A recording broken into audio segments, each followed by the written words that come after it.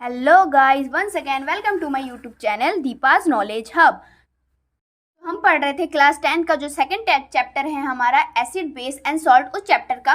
तो इससे पहले वाले टॉपिक में मैंने आप लोगों को बता दिया है अम्ल क्या होता है, क्षार क्या होता है, लवण क्या होता है। तो आज के वीडियो में मैं आप लोगों को बताऊंगी तो ये अम्ल, क्षार और जो हमारा लवण है ये किस प्रकार से रिएक्शन करता है, किस किस प्रकार से ये अभिक्रिया करता है और हमें कौन सा प्रोडक्ट देता है। जो चैनल पे न्यू है वो पुरानी वीडियो जाके देख सकते हैं। मैंने इस लेसन का अलग से प्लेलिस्ट बना रखा है, तो आप वहाँ पे जाके चेक कर सकते हैं। तो चलिए शुरू करते हैं।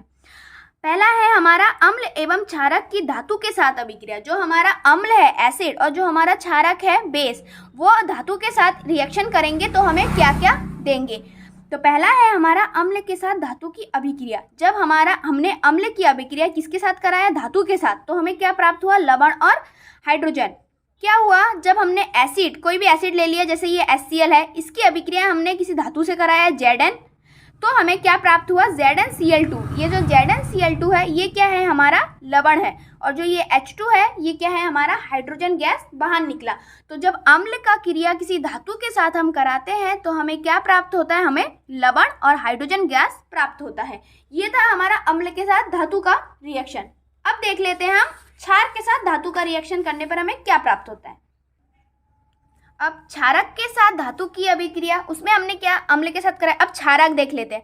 क्षार का रिएक्शन जब हमने धातु के साथ कराया तो हमें क्या प्राप्त हुआ, लवण और हाइड्रोजन। उसमें भी हमें लवण और हाइड्रोजन प्राप्त हो रहा था, इसमें भी हमें लवण और हाइड्रोजन प्राप्त हो रहा है। तो इससे हम क्या समझ सकते हैं, जब भी किसी अम्ल का रिएक्शन कराते हैं किसी धातु के साथ या किसी भी क्षार का रिएक्शन हम धातु के साथ कराएंगे तो हमें जो प्राप्त होगा वो क्या प्राप्त होगा, हमें कोई लवण प्राप्त होगा और हमें हाइड्रोजन गैस प्राप्त होगा। तो देखिए क्षार के स्थान पर हमने ले लिया NaOH जो एक क्षारक है, और Zn क्या है, जिंक एक धातु है। जब NaOH की अभिक्रिया हमने Zn के साथ कराया तो हमें क्या प्राप्त हुआ, Na2ZNO2, मतलब ये एक लवण है और हमें हाइड्रोजन गैस प्राप्त हुआ। तो हम समझ गए कि जब अम्ल की क्रिया हम लोग धातु के साथ कराते हैं तो हमें लवण और हाइड्रोजन प्राप्त होता है। जब हम क्षार की अभिक्रिया धातु के साथ कराते हैं तो भी हमें लवण और हाइड्रोजन गैस ही प्राप्त होता था। इसके बाद है हमारा उदासीन। उदासीन मतलब क्या होता है, ऐसे पदार्थ जो लाल अथवा नीले नीटपट पत्र के रंग को प्रभावित नहीं करते उदासीन कहलाते हैं।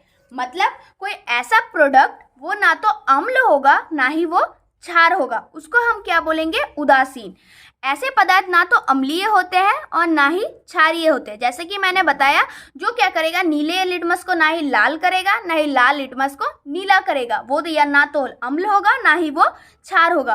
तो ऐसे जो पदार्थ होते हैं उनको हम क्या बोलते हैं, उदासीन पदार्थ बोलते हैं। जैसे हमारा नमक हो गया, नौसादर हो गया, कैल्शियम क्लोराइड हो गया, सोडियम कार्बोनेट हो गया, सोडियम बाइकार्बोनेट हो गया आदि। अब देखते हैं हम, ये तो हमारा था उदासीन, कौन सा प्रोडक्ट, उदासीन है। अब ये उदासीन जो बनता है हमारा प्रोडक्ट वो किसी रिएक्शन के वजह से बनता है। वो कौन से रिएक्शन के वजह से बनता है, हमारा उदासीनीकरण अभिक्रिया के द्वारा। अब देखते हैं हम उदासीनीकरण अभिक्रिया होता क्या है।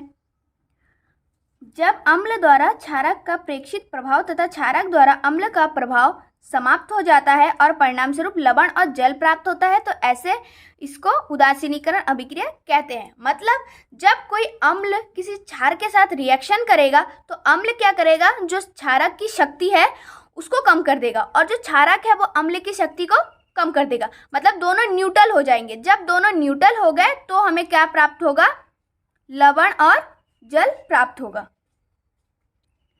यहाँ पे थोड़ा गलत लिख दिया मैंने, यहाँ पे NaCl प्राप्त होगा हमें और H2O, ठीक है। तो इसमें क्या होता है, जब हमने किसी, ये हमारा क्या है, बेस है, NaOH क्या है, हमारा क्षार है। जब बेस की अभिक्रिया हमने HCl के साथ कराया, ये हमारा अम्ल हो गया। तो अम्ल और क्षार जब आपस में रिएक्शन किए तो हमें क्या प्राप्त हुआ, NaCl। NaCl मतलब लवण का ये हमारा फॉर्मूला है, सॉल्ट का फॉर्मूला NaCl होता है। तो हमें क्या प्राप्त हुआ, सॉल्ट और पानी प्राप्त हुआ। तो क्या होता है उदासीनिक अभिकरण, जब अम्ल की क्रिया हम क्षार के साथ कराते हैं तो हमें एक उदासीन पदार्थ प्राप्त होता है जिसे हम लवण बोलते हैं, लवण तथा जल प्राप्त होता है। इस अभिक्रिया को हम उदासीनीकरण अभिक्रिया कहते हैं।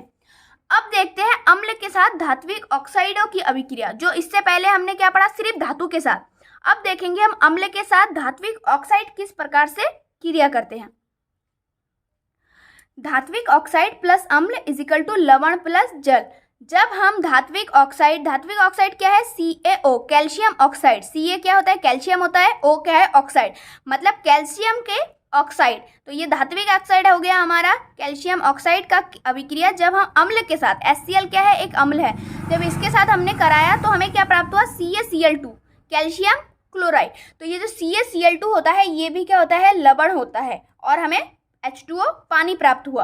तो इससे क्या निष्कर्ष निकलता है कि अगर हम किसी अम्ल की अभिक्रिया किसी धात्विक ऑक्साइड के साथ कराते हैं तो हमें क्या प्राप्त होता है, लवण और पानी प्राप्त होता है। ठीक है, समझ गए। लवण प्राप्त करने की ये और एक विधि है। अगर पेपर में आ गया कि लवण प्राप्त करने की कोई एक विधि दीजिए तो आप अम्ल की अभिक्रिया क्षार के साथ करा के भी आप लवण प्राप्त कर सकते हैं, और आप धात्विक ऑक्साइड की अभिक्रिया अम्ल के साथ करा के भी आप लवण प्राप्त कर सकते हैं। इसके बाद देखें, धात्विक ऑक्साइड की प्रवृत्ति क्षारीय होती है क्योंकि ये अम्ल के साथ क्रिया करके लवण और जल बनाते हैं। जो धात्विक ऑक्साइड होते हैं उसकी प्रवृत्ति क्या होती है, क्षारीय होती है। ये जो धात्विक ऑक्साइड है इसकी प्रवृत्ति क्या है, क्षारीय है, इसीलिए ये रिएक्शन करके हमें क्या प्राप्त हुआ, हमें लवण और जल प्राप्त हुआ। जो हमने पढ़ा था, जब हमारा एसिड और बेस मिलता है तभी सॉल्ट बनता है। तो इसमें क्या हो रहा है, जो ये धात्विक ऑक्साइड है इसकी प्रवृत्ति क्या है, हमारी क्षार की प्रवृत्ति के समान है।